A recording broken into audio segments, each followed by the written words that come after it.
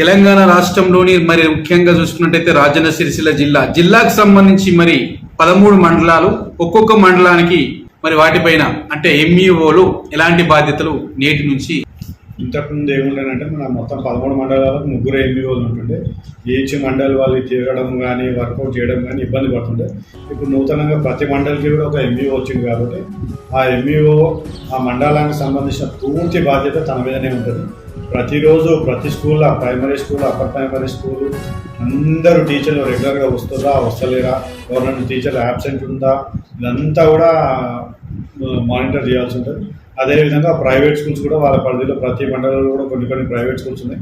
ఆ ప్రైవేట్ స్కూళ్ళలో కూడా సరిపోయినటువంటి సదుపాయాలు అన్నీ ఉన్నాయా లేవా, వాళ్ళు ఏ విధంగా ఫీజు కలెక్ట్ చేస్తున్నారు, ఎంత ఫీజు కలెక్ట్ చేస్తున్నారు, అదంతా కూడా డేటా తీసుకొని రెడీగా పెట్టుకోవాల్సి వస్తుంది.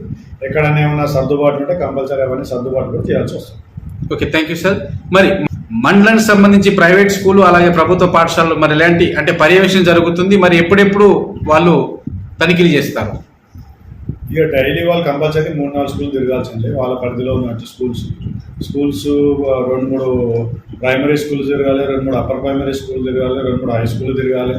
అదేవిధంగా కొన్ని ప్రైవేట్ స్కూల్స్, అన్ని స్కూల్స్ కూడా డైలీ మానిటర్ చేయాలి. మళ్ళీ ఈవినింగ్ కూడా వెళ్ళేసి మళ్ళీ వాళ్ళ ఎంఈఓ ఆఫీస్లో కూర్చొని ప్రతిదీ డేటా అంతా కరెక్ట్ ఉందా లేదా, ఎండిఎం కరెక్ట్ పెడుతురా లేదా, ఇవన్నీ కూడా మానిటర్ చేయాల్సి వస్తుంది.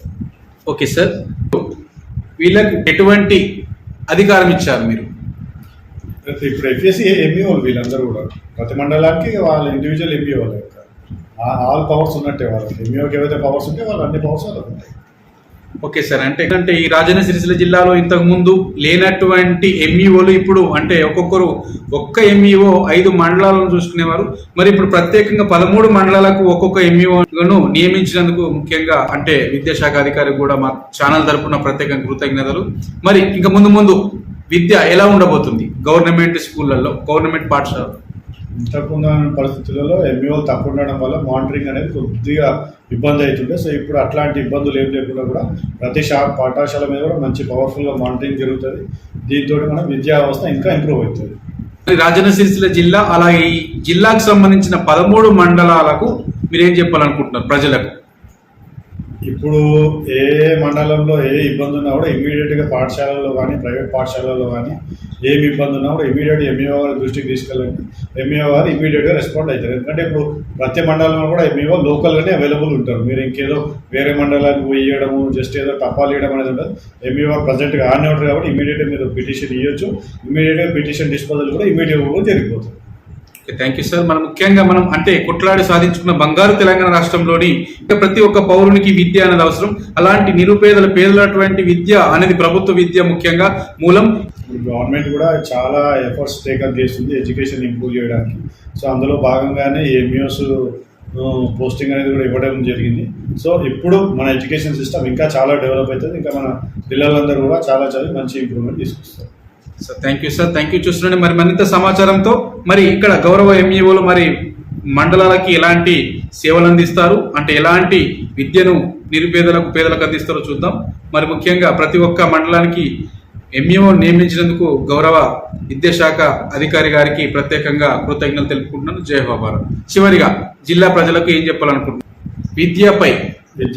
ఇప్పుడు చాలా మంది పేరెంట్స్ ఒకటే అపోహలు ఉన్నారు. మా పక్కింటి బాబు ప్రైవేట్ స్కూల్కి పోతుంది, నేనెందుకు ప్రైవేట్ స్కూల్కి పంపించద్దు అని ఒకటే ఆలోచన చేస్తున్నారు తప్పించి ప్రైవేట్ స్కూళ్ళ కంటే గవర్నమెంట్ స్కూల్స్ చాలా డెవలప్ ఉన్నాయి. ఇన్ఫ్రాస్ట్రక్చర్ ఫెసిలిటీస్ ఉన్నాయి, సఫిషియెంట్ టీచర్స్ ఉన్నారు, కావాల్సినటువంటి సదుపాయాలు కానీ అన్నీ కూడా సమకూర్చడం జరిగింది. ఈ రీసెంట్గా జరిగిన అమ్మ ఆదర్శ పాఠశాల కార్యక్రమంలో కూడా అన్ని ఈ ఇన్ఫ్రాస్ట్రక్చర్ కానీ రిపేర్స్ ఉన్నాయి కూడా అవన్నీ కూడా టేకప్ చేయింది. ఇప్పుడు మన గవర్నమెంట్ స్కూల్స్ అన్నీ కూడా ఫుల్ ఫ్లెడ్జ్డ్గా కంప్లీట్ షేప్లో ఉన్నాయి కాబట్టి ప్రతి పేరెంట్ కూడా దీన్ని దృష్టిలో పెట్టుకొని ఏదో పక్కింటి వాళ్ళు పంపిస్తున్నారనే ఉద్దేశంతో కాకుండా గవర్నమెంట్ స్కూల్స్ని దృష్టిలో పెట్టుకొని వాళ్ళ పిల్లలందరినీ కూడా గవర్నమెంట్ స్కూల్స్లలో జాయిన్ చేయాల్సింది కోరుతున్నాను. Thank you sir. చూస్తున్నాను. జై హో భారత్. జై తెలంగాణ, జై తెలంగాణ, జై జై